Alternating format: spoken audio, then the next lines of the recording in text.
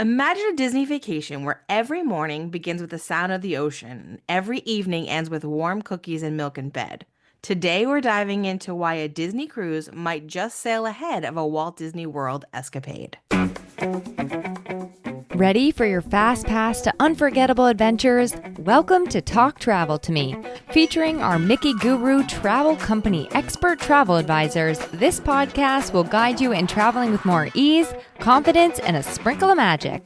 Tune in for unique insights, insider info, tips, and personal travel stories that'll transform your journeys into exhilarating moments and lifelong memories. Fasten your seatbelt, grab your passport, let's embark, and let's talk travel. Hey travelers, today we're setting sail into a topic that's close to our hearts and tantalizing to all Disney travel lovers. Disney Cruise Line vacations versus the beloved Walt Disney World experience. Both destinations promise extraordinary adventures, character encounters, and storytelling brought to life. But let's face it, the realities behind planning and enjoying these vacations have their unique spins. Before we dive in and get lost at sea, let's meet our co-hosts for today's episode. Hi, I'm Kristi LeShane. I'm from Southern New Hampshire. I live here with my husband and my son, Zachary. I've been a travel advisor now for about 6 years. In my other job, in my other life, I'm also an elementary school librarian. Um, we bounce around between Disney World and cruising, I think, almost equally now. We're actually cruising soon on Symphony of the Seas with the Royal Caribbean. Then I have a Disney World trip on deck this spring and actually Disney Destiny next February. So I can't wait for that. Hi, all. I'm Jen Bauer. I live in San Antonio, Texas, and I've been a guru for over 10 years now. Next month, my family is setting sail on the Disney Fantasy. It'll be our first time on that trip and our first time to Lookout Key, so we're very excited. And it'll be my 10th Disney cruise. Can't wait. Yay! And I'm Kristi, the owner and founder of Mickey Guru Travel Company. I live in Southern New Hampshire as well, not far from the other Kristi, with my husband Eric and our daughter Allison. I'm most definitely in my cruise era, although I do have a couple theme park trips planned this year, including Walt Disney World, Disneyland, and, Epic Universe is kind of a big deal, so I'll be checking that out too. I'm headed out in just a couple days on Utopia of the Seas with Royal Caribbean. Virgin And Right. And Virgin Voyages Valiant Lady. And also we'll be setting sail at least one other time in 2026 on the Disney Destiny over New Year's Eve. I'm excited about all of it, but like I said, I definitely am a fan of cruising, for sure. All right, now that we've said our hellos and settled in a bit, it's time to get to it.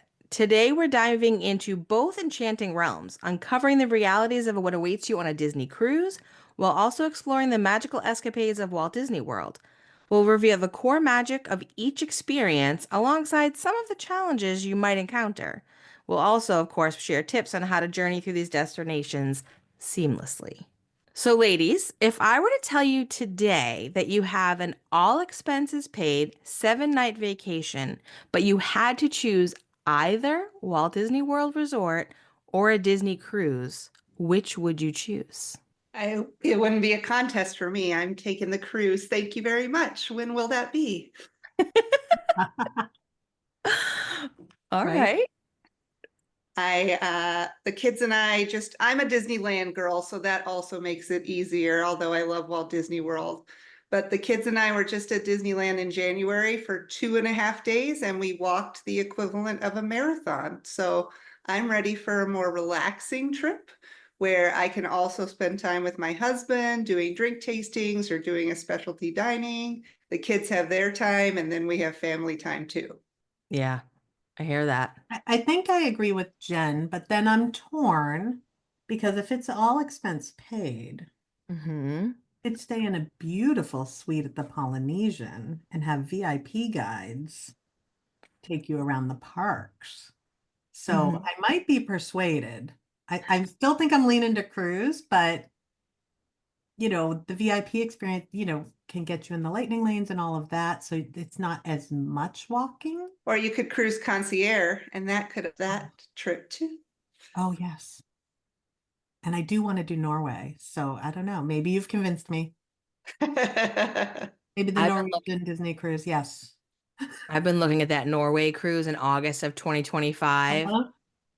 I oh it's Same. so you guys know I love Walt Disney World because I love rides. Like I would love being able to go on Tiana's Bayou Adventures a few times and Cosmic Rewind, like all of that stuff. But I'm also choosing cruise because I feel like the experience is just so much more relaxed and it's still very magical. I still get to do all kinds of cool things. It may not be Expedition Everest, but it's just as good.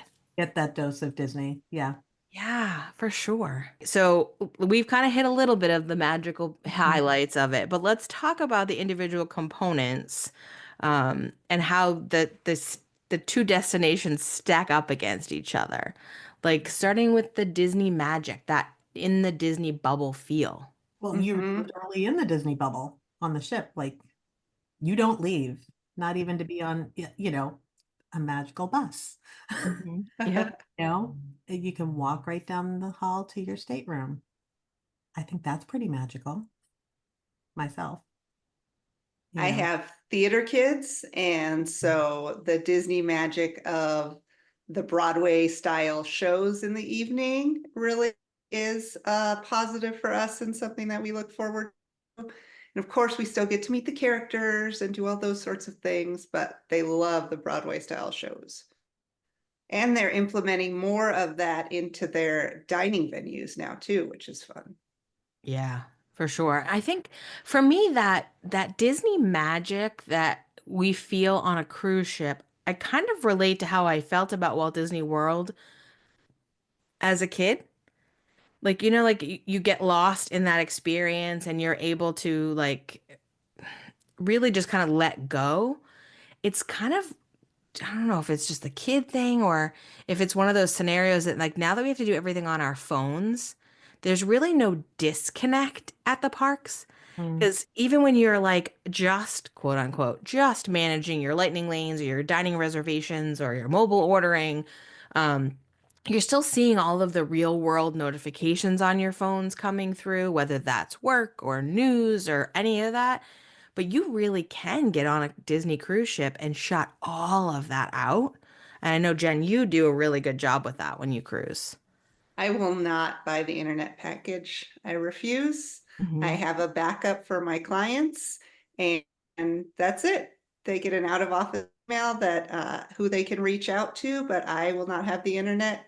My kids don't need it. I've shared screenshots of their screen time while we're cruising. It's like unheard of in teenage land, and it's Yeah. wonderful. Highly recommend. It's one of the places now that you really can unplug like that anymore, it feels like. That's true.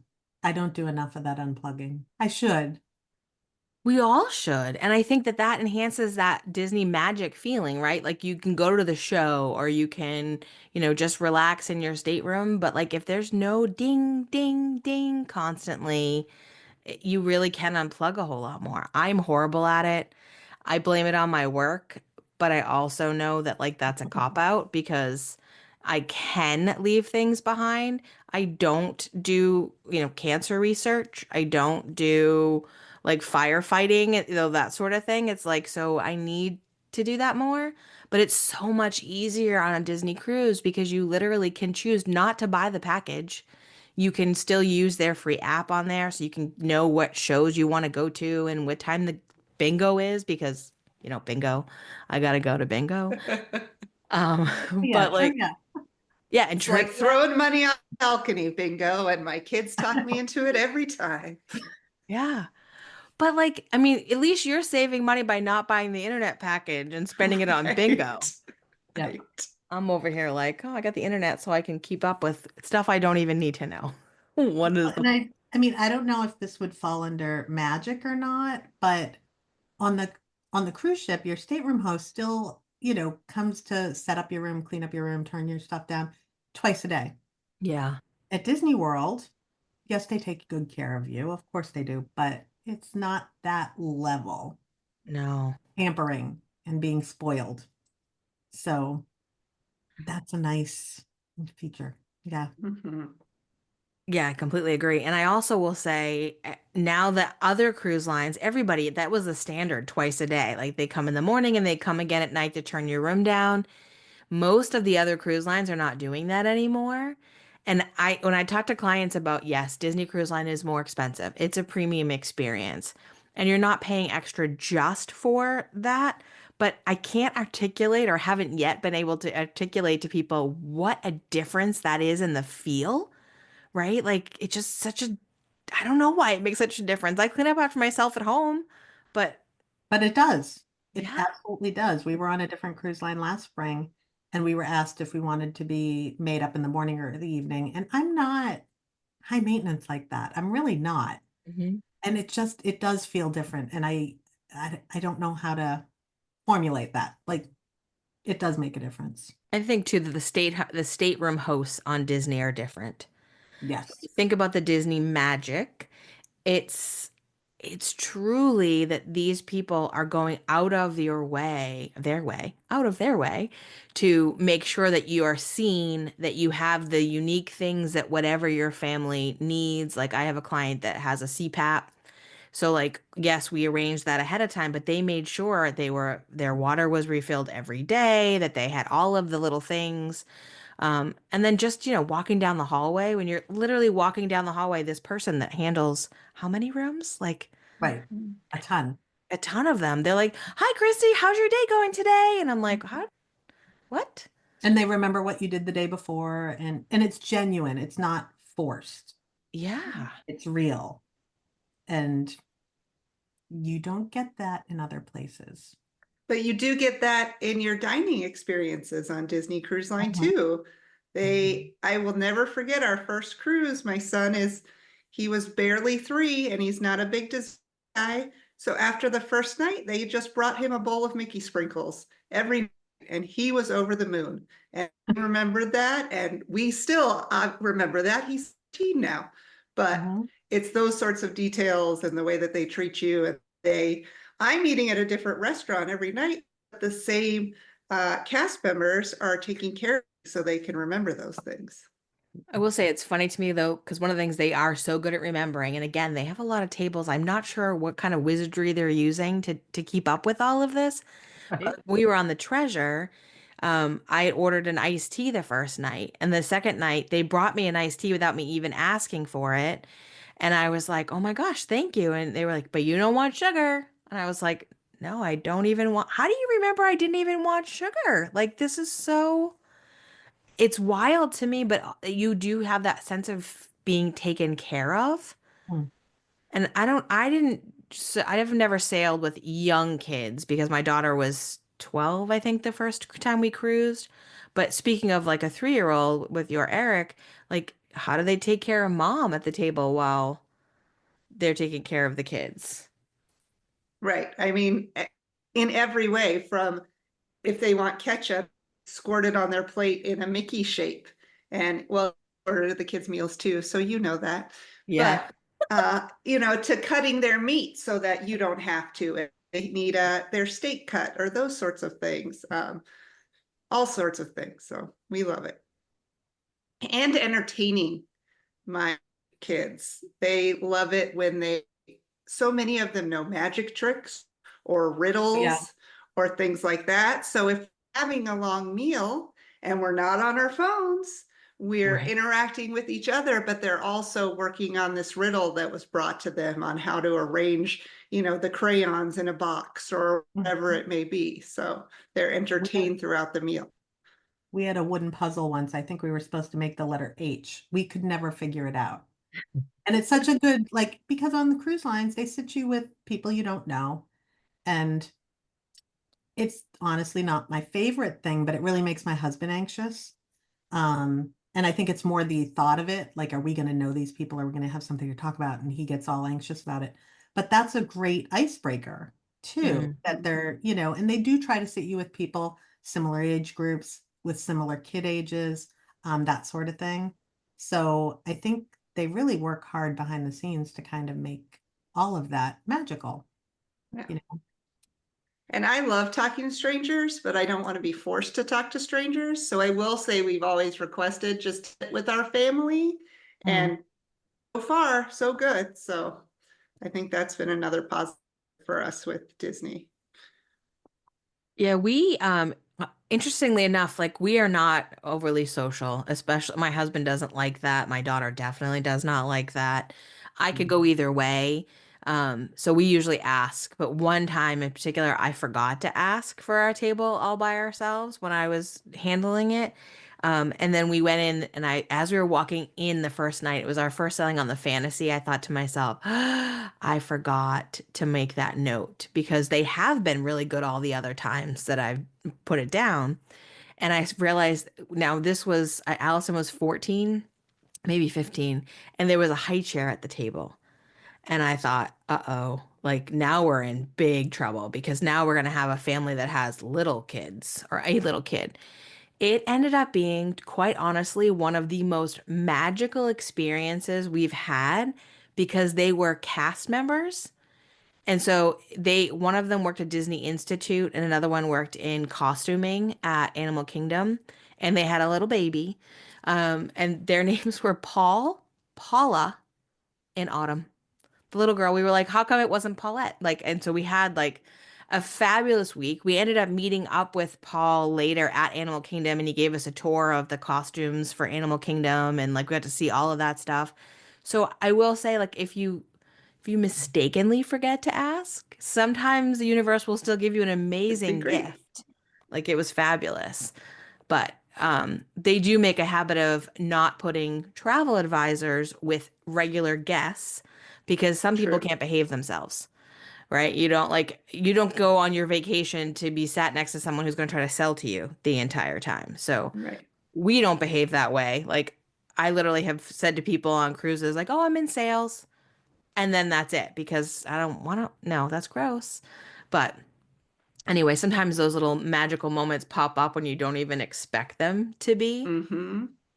So one of the things that I think is really interesting now that we're talking about food and drinks is the key differences between what you can expect on Disney Cruise Line and at Walt Disney World. There are some big differences there, right? Well, like I think about my kids love the unlimited soft serve ice cream.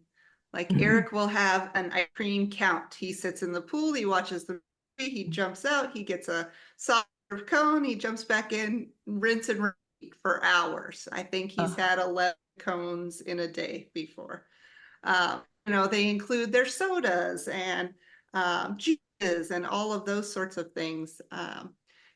Disney World, you might have a dining plan, but you're not getting a limited everything, and you're having to still tip your servers, which you do prepay gratuities on the cruise, but that's already done and paid and budgeted for. Whereas Mhm. it's more of an unknown at the parks. Yeah, and to that point too, like you can even get 2 entrees at dinner if you can't Mhm. decide. Like you can't do that at Disney World. Well, you can, you'll pay Right. for 2 dinners, but you're right. Yeah, and I think it's interesting because on Disney Cruise Line, our very first cruise was a 4 night on the Disney Dream. And we stepped on board and did not spend anything extra except for the jacket my husband had to buy himself. But otherwise, we didn't do any of there's only 2 restaurants on board that are extra cost. We didn't do any of that and we didn't miss it, right? Like I would miss it now. In full disclosure, I do love myself some Palo brunch. But at that point, we had no idea that that was a thing, and we had fabulous sit-down meals all the entire time, and then we had the buffet and all of the pool deck food. Um, but it's definitely one of those scenarios that like you can just not spend extra money on those things and still have fabulous, fabulous food. What is your guys' favorite thing to eat on the ship? A Grand Marnier souffle, which they Ooh. have at the French restaurants. I think on all of the classic ships so far. So like the Magic, the Wonder, the Dream, and I'll be real sad if they don't have it on the Fantasy. Yeah. But it is my favorite dessert, and my family knows not to touch it. I'm not sharing. And that's that. So order And you, your own. They can order their own if they want. I was saying you could order two That's true. if I you could. really wanted to. I don't know. I am a fan of the chicken tendies that everyone raves about with Disney Cruise Line. There's something in them that Yeah. makes it better than and I know that's such a silly thing, but and I really love Donald's Cantina on the Wish. Yes. Kind of like Chipotle, like you can Mhm. make your own. I really enjoyed that. Yeah. And if it's a short cruise, I want to go to all of the restaurants. So I don't need to do the specialty dining, to your point of not spending extra too, because I want to do all of them while I'm on board. Yeah, and I feel like, I mean, honestly, I think it's one of those things that I don't go to Palo. On the ships, the specialty dinings are Palo or Remy's. And then Enchante. Is that how you say Enchante? Enchante, Enchante. I I'm think. not fancy like that. It's like Target and Enchante. Yeah, Um, right. on the Disney Wish, the Treasure, and then on the Destiny as well. But like, I've never been there because to your point, like there is so much to see and do. The only thing is, and you guys tell me what you think about this, is I don't like the Pirate Night menu on any ship. Nope. No. Same. And that's kind of what you hear from a lot of places. Yeah. Which begs the question, why are we still having that Mm. menu? We can have Pirate Night. Pirate Night is cool, Yeah. but let's change the menu. Right. Because they don't. It's odd. But I think that like that one of the things that I like so much about Disney Cruise Line dining experience in comparison to Walt Disney World is regarding the you can just go, right? At Disney World, you need a dining reservation 60 days in advance to be able to go to the good restaurants, right? And everybody has a little definition of what the good ones are, but there is not that need because you're doing the rotational dining. You're going to have an opportunity to dine at each of these main dining restaurants. And so there's a lot less pressure. It's like you just Mhm. go, whether you have the early seating or the late seating, that's something you choose at when you're booking. But then you kind of just float through life. Well, right. And at Disney World, your dining reservation, you could have a 4 o'clock dinner one day and the 8:15 the next, like nothing is the same. You've got to look at your phone all the time. Mhm. And this, you know what you're doing and when. Yeah, So that makes it more relaxing. for sure. And Jen, I know you mentioned the very get-go about the idea of having time with your kids and then time with your husband. So Mhm. let's talk about that a little bit because that is, I think, one of the most secretive or hidden gems that we get at Disney Cruise Line. Right?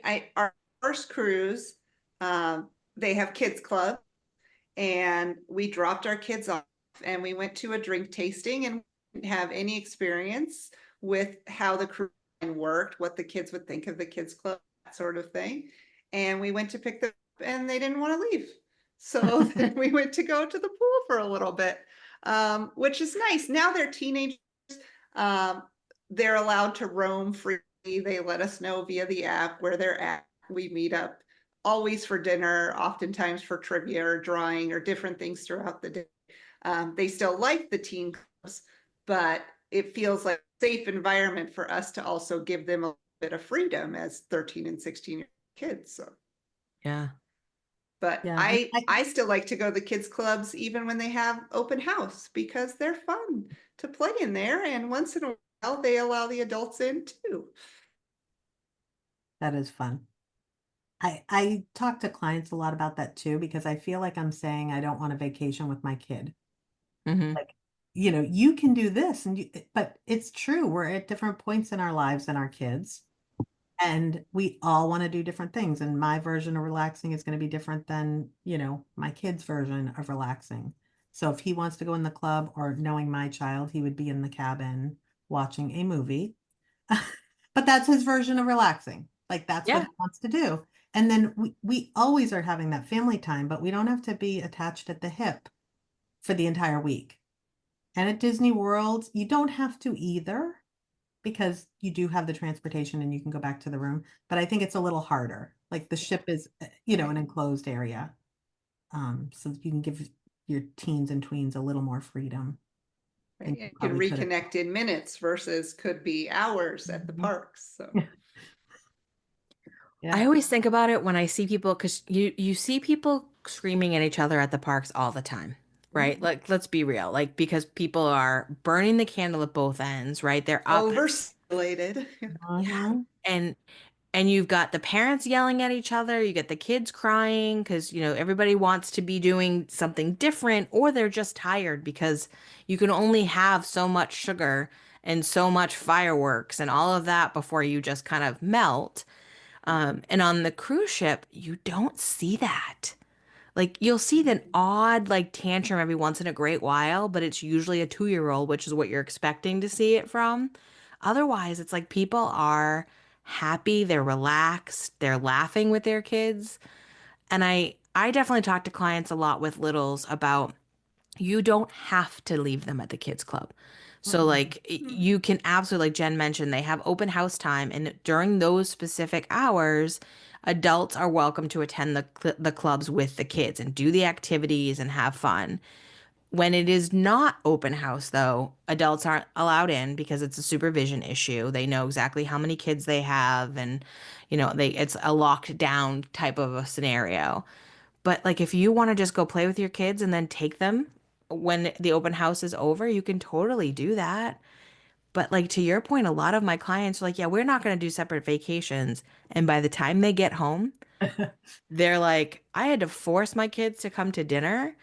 And then one night I decided, let them just eat in the kids club. And my husband and I had actually a full nonstop conversation for 2 hours. When is the last time we did that, right? So it is that perfect blend of together time, and then if they're having a blast, why not? So what is your favorite thing other than eating and drinking? Because we've definitely talked about that a lot. But let's talk about like the fun things that they do on the ships, and like what do you love about that? What do you find it's different than being on land at World? I love everything on the ship, but I also like to get off the ship at Castaway Key more than any other destination that we typically stop at on our Disney cruises. It's just a gorgeous beach. It's Disney's beach, so it's all Disney cast members out on the island as well.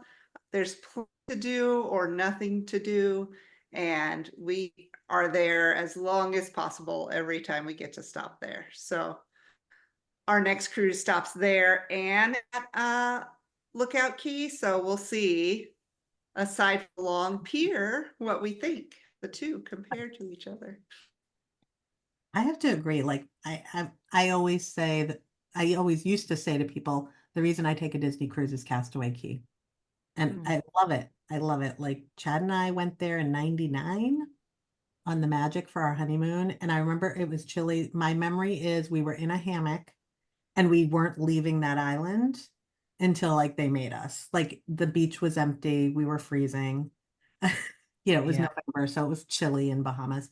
And and every time we go back, I just love it. And I don't run out of things to do there.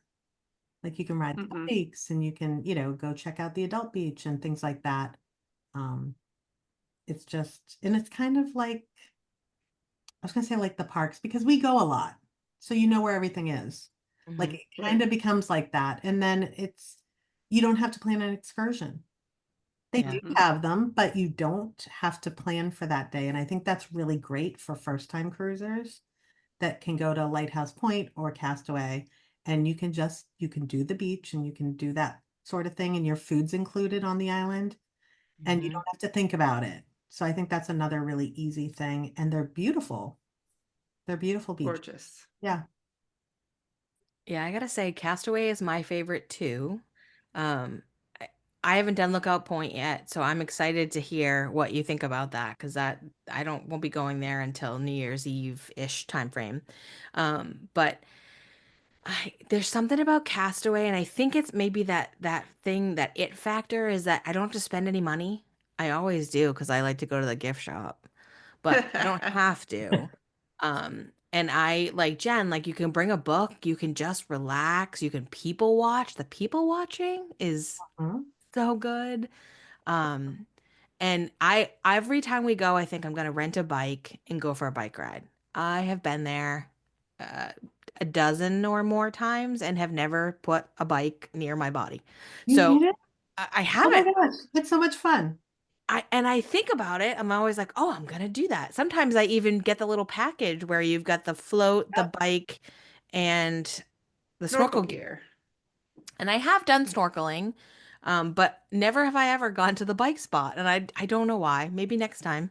But it's definitely a place that's just like nothing else. And I have been to Royal's Private Island, which has its own little bit of magic. I like that too. It's not the same. I've also been to Carnival's little island. That is definitely not the same. Um, and it's just something extra special about it. But I have to say, I mentioned bingo already, and we kind of mentioned trivia, but I've cruised with both of you. You know, I like run from thing to thing to thing because Mhm. Yes, you do. although I like the relaxing part of it, but I can do that pretty quickly. Like I'm not somebody that's just gonna like do that all day. It's like I look at the thing and go, "Oh, there's a game show. There's a game show. I want to go watch it or be in it or like all of the things." So I love that when you pop the app open and there's just all different kinds of things. There's stuff just for adults, there's stuff just for kids, there's stuff that make you think. Like literally on one cruise, Eric and I, just the two of us, decided we were going to go make a sports car, no, a race car out of a potato. So we Oh, went to the D Lounge, which is where all the stuff happens on the classic ships, and we literally raced potatoes. Like we were obviously full-grown adults, but we had I some, want to raise a potato. right? They had ramps and everything. Like it was so fun. And I'm like, where else? Again, this comes back to that whole Disney magic thing again. Where else can you be an adult and race a potato? I think that is the quote of the day. Right. Race a potato, Right? race a potato, dine and dash, all the things. And you Yeah. made me think about like they have the animation classes like they do at Disney World. Yeah. We did quite a few of those when we went to Alaska on the Wonder a couple of years ago. My my husband's Chip and Dale, it's the stuff of nightmares. It's hilarious. They're on our coffee table and they never leave because every now and then he picks it out and he's like, like mine were okay, but not great. But it was just something so fun to do, like as an adult. Yeah. Like we didn't, our son's older, he wasn't with us. Like we were doing that. We did origami. Like I love who has that. time to do that at home? But you Right. spend that time together doing something fun, Not on your phone. not on your No. own. Nope. Yep. I have clients right now that are sailing from Australia to Hawaii. So it's 15 nights on the Disney Wonder. It's my dream, but they're retired. It's just a couple and they've done Disney before. They love Disney, but their longer voyages have always been Viking. He likes to go to the TED Talks, all of those sorts of things. He was worried about what else is there going to be on such a long Disney voyage? And he sent me a message about how it's been. He said there's a daily speaker that works for Disney and tells Disney stories every day. He says the entertainment crew is doing a Good Morning Disney Wonder type show like Good Morning America every morning. And, on top of all of the normal things, the crafts and the shows and the trivia, that he's not been bored at all. Plenty to do on those longer voyages too. So now I Yeah. need to go from Australia to Hawaii. Okay. Or stay with me here for a second because our friend Gina and her husband Kyle a couple years ago did the transatlantic and they did the westbound, so Barcelona, I think it was Barcelona, to United States. We are going with them in May of 26 and we're doing the eastbound. And they said it was very similar to that. And I think it's 14 nights. And it was very similar to that. They had like Imagineers on board and they were talking about the building of the ships and then also just making of the movies. And they had this like rotating cast of like what I would assume is like a TED Talk, but Disney style. And then Mhm. a daily scavenger hunt every day. And it was something different themed every single day. So Gina said that they would get up and have their coffee and then go do the scavenger hunt and like all of this amazing stuff. Plus, it stops at the Azores and I have Mm. always wanted to go there. Mm, Christy, maybe you have to just, again, not work at the school anymore because, I would love that, but don't tell right. But like, I them. think those Someday. the Yeah. longer voyages really do have, they build it in knowing that you're there a really long time. So there's a Right. lot of variety. But to have someone like your client, Jen, say that, who is an adult who loves the finer things, like I know he travels a lot and really does like a lot of that stuff. It proves the point that it's not just for Disney fanatics. Right, right. Or not just for kids. Yeah. Absolutely. Which makes me think of adults only areas on the ship, which I love Mm. to spend time in as well. Mhm. When the kids are off doing their thing, I like adults only pool area. I'm not particularly a spa person, but I toured the spas and they are lovely if that is your thing. It There are is. some It is. great, it is your thing, that's for sure. There's some drink tastings, like they spend time educating you about wine or champagne or gin or whatever it may be, that we'll go to, and just some great bar areas and things like that to play adult trivia on St. Patrick's Day or kind of thing we've done as well. So Yeah, I do think that's one of the things that I always joke about at Disney World. I wish there was an adult day at the parks, like where you could only go with other adults. And you guys know, but I don't dislike children at all. Like I used to be a preschool teacher. Like I like kids, but it's a lot for them. And I think like the idea that on the cruise ship, it's like there really is together time. And then I've been on ships with adults only many times now, and you have to go looking for children. Like if you're not traveling with them, you literally have to look for them because you're in the other spaces. Especially, I feel like the classic ships, because the way they have the delineation between like the nightclub, adult club areas mhm. Mhm. versus the rest of the ship. The Wish and the Treasure are a little bit different in the way it's set up, so you kind of are intermingling a little more, but you still go into the Scat Cat Club and there's no kids in there, right? Like you get to hide. And I'm not a big drinker, so it's not like I'm going in there to tie one on. It's just there's there's spaces that kids can't be. And the spa definitely is a beautiful one for that. All right, before we move off this, which I think was really intended to be a conversation when we talk about both of them, and like we really are like, we're all in our cruise era, I think, and Yeah. especially like as people that want to really vacation. But let's talk about that cost factor because for many years, Disney Cruise Line felt out of reach for people and that it was such a jump between that and the parks. Like I know when we first went, it felt that way. Mhm. Is that still how it is, ladies? I Depends don't on when think you travel, I think. Like we talked a little bit about not seeing kids. Like obviously if you're adults and you can go when it's not prime spring time or prime school break time, you can definitely find some amazing pricing. But there's also so much included, like you mentioned, you're not going to Disney World and not spending anything else once you get there. Whereas you can step on board the cruise and not spend a dime if you don't want to. I Mhm. want to here and Right. again, but it's never outrageous when we get our cruise stateroom bill. It's a little bit here and there, and really we've paid for everything months in advance, and so it doesn't feel like a hit. I think and the value is there for what you get with the product. Mm. I agree. I mean, if you break it out and that's your hotel and all your entertainment and all your food, and non-alcoholic beverages, and if you take that all into consideration, plus, the kids' clubs, Right, even if you look at it as babysitting to go have a nice meal, that's included. You're not paying, for a nanny to come to your room and watch your kids so you can have an anniversary dinner or something like that. I think that brings it down within reach of, someone that's maybe looking at Disney World or some other sort of vacation. When you add it all up, it's not the price difference that you would think. Yeah, and I do think it's so much easier to swallow when you think about it that way. I mean, really, when you have young kids, especially if you have to pay a babysitter, you're paying, maybe like at least $50, if not $100 for a babysitter. Then you're paying $100 for dinner.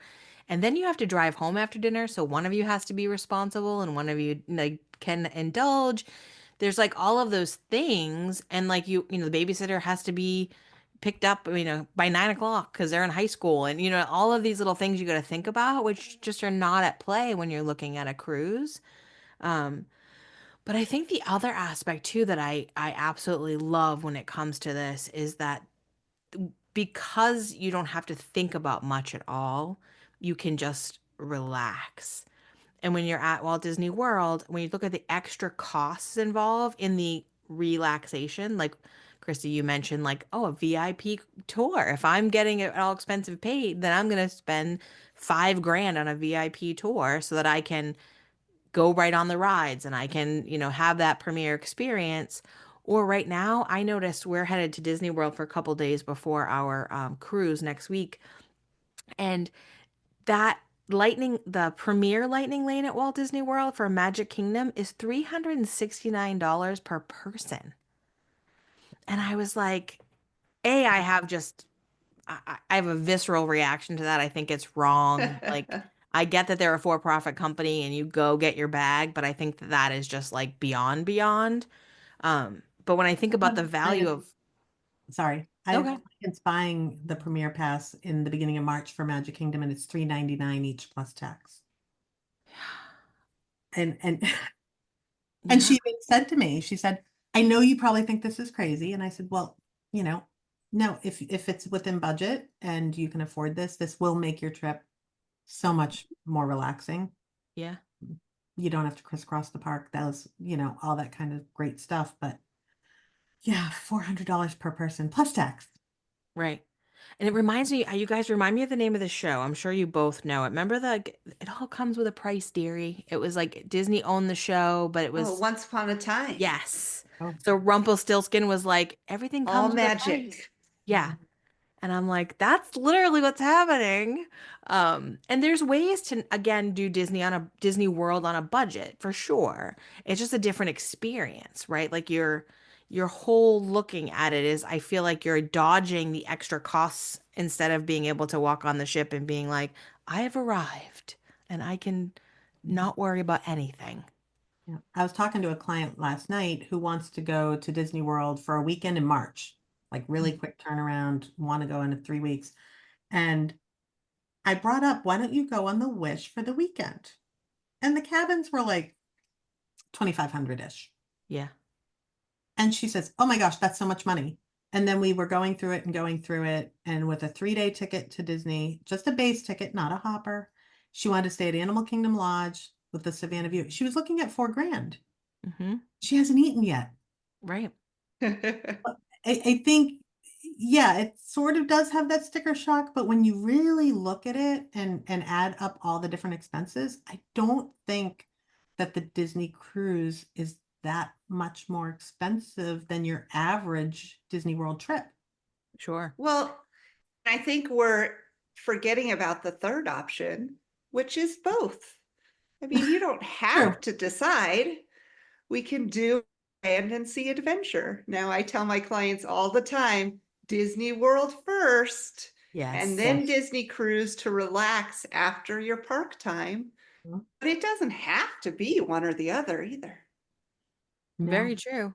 And those 3 and 4 nights that you have at sea make that really a good partner with a couple nights or a couple days at the park and putting that together. And they did that on purpose, right? They know that there's a great way to blend the two so you don't have to choose. I love that option the best for sure. All right, so we're going to put that to bed for now. I think you can tell where we are falling. Really, it's on the do both option, but definitely we're a three cruisers for sure. But I wanted to go to another segment now, which is had it or love it. And this segment is inspired by a podcast I personally just discovered. It's called I've Had It, hosted by two women, Jennifer Welch and Angie Sullivan. They share the things that they are completely over, or things they've had it up to here with, and the conversations they have are as funny as they are thought-provoking. So I'm going to pop some things out here and see what Jen and Kristi love and what they've had it with. They have not heard these things yet. So I'm just going to lob them at them and we're going to see where the conversation goes. But first up is Disney buses. Had it or love it? Who loves Disney buses? Come on. Is that person out there? I would like to talk to them. I will say, regardless of what level my client is at budget wise, I'm always trying to put them at a resort that has some other form of transportation. You're going to have to get on a bus at some point, and that's fine. But I don't want my only option to be the bus. So my Pop Century clients can have the Skyliner, my board clients can walk or take the boat. Something besides the bus is nice when possible. Yeah. So I've had it, Absolutely. Before but it's a COVID, necessary rent a evil. car. Yeah, before COVID, we would rent a car because we hate the buses Yeah. so badly. But the car rental prices have skyrocketed since the Yeah. shutdown. So now we Uber a lot of the time, Mm-hmm. just so, especially going to a park early in the morning because we're not morning people. Mm-hmm. But you can take an Uber to Animal Kingdom for what, $10, $15 maybe, and you're dropped off right at the gate. Right. And then on the way back, we might take a bus just to, because you're not in a big hurry to get back to the room. But yeah, buses, I've never, not a bus person. So you've had it with the buses. Oh yeah. So yeah, I don't think anybody I've ever talked to loves the buses, to Jen's point. I think a lot of people love the idea that they're free and that they don't have to pay extra. But I will say I have absolutely had it with how they pack you in like sardines on that bus. That drives me crazy. And it's just a matter of they try to fit as many people as they can into the bus before it leaves the park to head back. Some times of day are certainly worse than others, like if you're going after fireworks or it's chaos. But I've been on a bus alone before. That was fine. But yes, yeah. yeah. Yeah, and that's definitely a tip that I give clients that like here's when you can expect that you might actually ride alone and it might be worth it to wait around for a little bit for that. Um, but I think that like again, nobody loves it, but I don't like how they execute it. So kind of like what you said, like I look at even for myself, I'm looking for options to stay where I can avoid it as much as possible. So like we're staying at Beach Club next, and we're gonna walk to Epcot. We're gonna boat to Hollywood Studios. You can also walk, but let's face it, I'm not doing that. It's just too long. But I will have to take a bus to Animal Kingdom, but I'm willing to do that one bus and then go from there. But yeah, I think that for the most part, nobody loves it, but we're all at different levels of had it. All right. Next one up is deck parties on Disney Cruise Line. Do we love them? We had it with them? I don't mind them if I'm on an upper deck. I don't have a lot of patience for the people that get there 40 hours early to be right up front for the deck party. I don't need that in my life, but I do like to see some fireworks. They've done some really cool things with live bands now and characters dropping in and those sorts of things. So I don't mind a deck party. Okay. I like them if I can find a place to sit. My legs swell terribly if I'm standing. Mm-hmm. So we were on a Marvel Day at Sea, and on the Dream, we ended up sitting on some steps. I think it went up to the aqueduct. Hmm. but then we couldn't see the fireworks. Yeah. Oh, Goes poorly. But I wasn't going to miss the Marvel show because I've seen the pirate show, but I really wanted to see the Marvel show. But um, the standing and stuff, I don't know. Maybe I'm just getting to be an old lady at this point. But yeah, the standing kind of kills me. But the shows are great. Yeah. It's not that they're not. It's just, and then when you cruise often like we have, you've seen them. So maybe you want to go inside and do the trivia or do something else during that time too. Yep, that's me. I'm the cranky old lady who's like, I've been here, done that. And I mean, I like the fireworks, but one thing that World has over the cruise line is the fireworks are way more exciting Oh, on land, right? Just from the nature of what it possibly could be. So I'm inside during that time, taking advantage of the fact that most of the bars are quiet, most of the like other spaces are not overrun with people. It's a great time to get into something early. Because sometimes if you wait too long to go to like trivia, you get there and it's full, yeah. right? So like I'll just go and I wait and all the people go up there on the deck and have fun.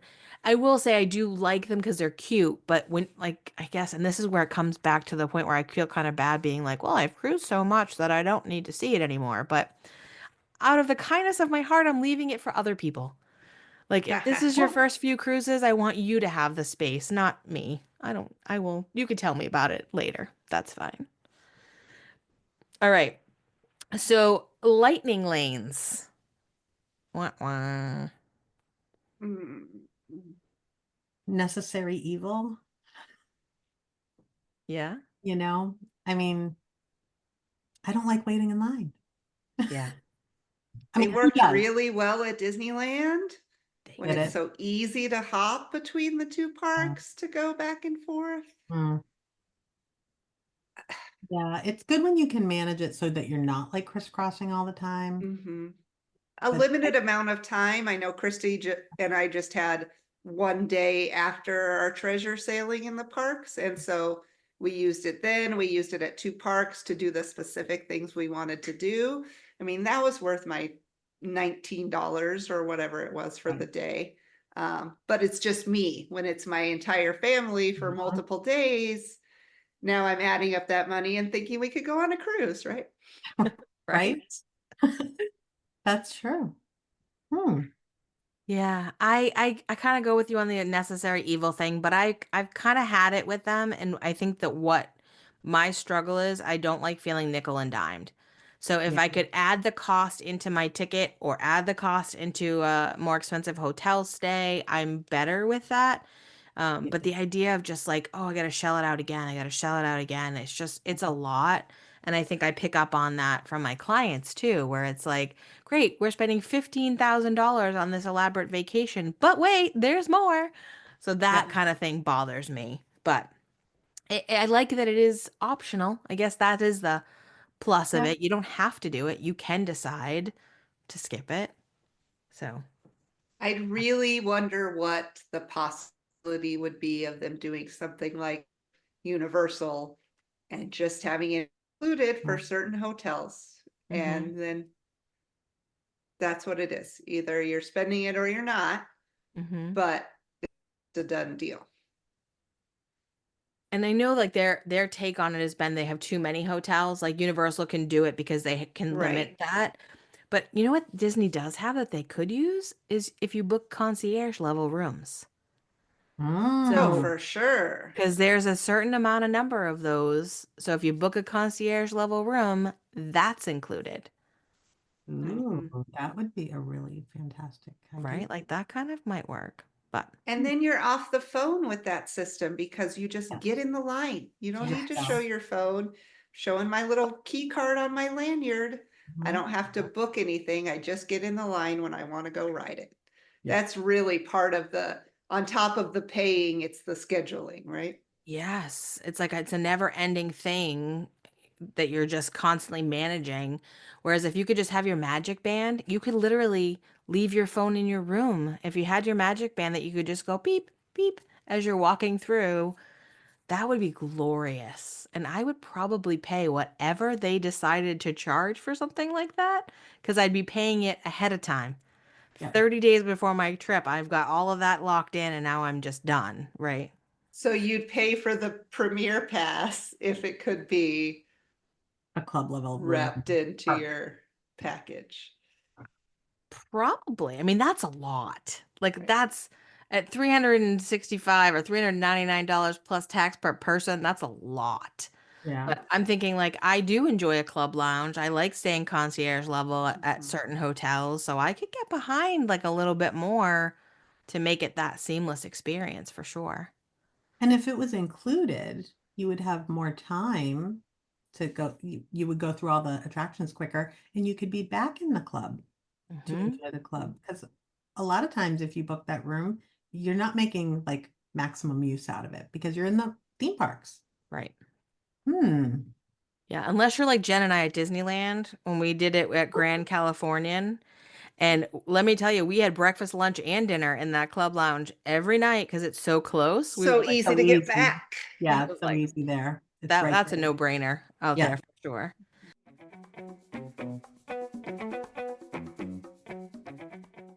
All right, last up, guys, I have a one listener question of the week, and it actually came from Catherine on TikTok. She sent me a message earlier this week, and she said, we have a 12-month-old and a 3-year-old. Should we be looking at Walt Disney World, Disneyland, or a Disney cruise? What do you guys think? Oh, well, I just thought of the Incredibles diaper dash on Disney Cruise Line, Uh-huh. which is the cutest thing to watch. They line up all the crawl babies and they race through the atrium. And I mean, people gather to watch it. It's adorable. So Yeah. just for that alone, I would say Disney Cruise Line. But I think then I would second Disneyland. Um, it's just easier if you don't have to fold up the stroller to get on a bus. You can walk everywhere, put them both in a double stroller. I counted the other day, Eric was 7 months old and Hannah was not quite 3 on their first trip to Disneyland. And we just popped them in the stroller. They would in the stroller while we did things, and it was lovely. So I would probably leave Disney World for a little bit longer, although those precious memories of the little ones seeing things are great. But you could wait a year or two on Disney World. Yeah. I think I agree too.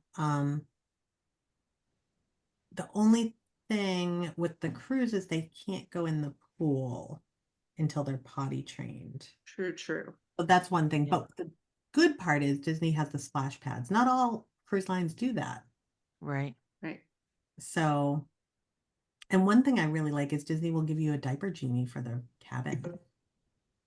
That's right. Well, like I don't think, other lines are giving you diaper genies. So that's just, I guess that's one of those, the service and the level. Yeah, I don't think we can underestimate the um the gift of being that close to your room on a Disney cruise, regardless of your age, right? Like if you're like, I want to take a nap, you could be in your room in 5, 10 minutes max, depending on where you started from. So that's great for people with littles for sure. Mhm. Um, I love Disneyland for littles. I think that just the having the Toontown area and Cars Land and all of that, like that is just like an amazing gift for the little kids. Um, so I think I definitely would save World till they're a little older. But I even think with a 3-year-old, I think I would because I think with a 12-month-old, I would be a little hesitant for Disneyland. Not that it's hard, but I think that I would want to do the Disney cruise experience with them at that age and then maybe wait a year or two because then you'd have a 5 and a 2-year-old, Mhm. which is still going to be fantastic for Disneyland. So I think that like my thought process is maybe cruise first, then land, then world because we don't have to choose permanently, just this first trip, right, Catherine? Right. All right, ladies, this has been fun. Thank you so much for joining me for this episode. For everyone that's listening, we would love if you contacted Kristi or Jen to book your next vacation. Their contact information is right in the show notes. You can click that, Also, if you like this episode, subscribe, share it with a friend who might enjoy it too. We just love getting out here and sharing these tips and these ideas and helping you realize that there isn't just one answer to this question, right? There's magic to be had all across the world. So even if it's not Disney, it might be another kind of magic that you're looking to experience. And we are happy to help with that as well. But the idea here is put your phone down as much as you can and enjoy time with your people, because you'll always make more money, but you'll never get more time. So that's kind of our soapbox for the moment. Hopefully we'll hear from you soon. Reach out on social media, send us text to the show, do all the things. And we will see you again real soon. Thanks for listening to Talk Travel to Me. We hope this episode cracked open inspiration for the treasures that await you at your next dream destination. If you love the show, please review, subscribe, and share it with a friend. At Mickey Guru Travel Company, we're your trusted guides for theme parks, cruises, resorts, and more. Visit our website at mickey guru.com to learn more and book your vacation today.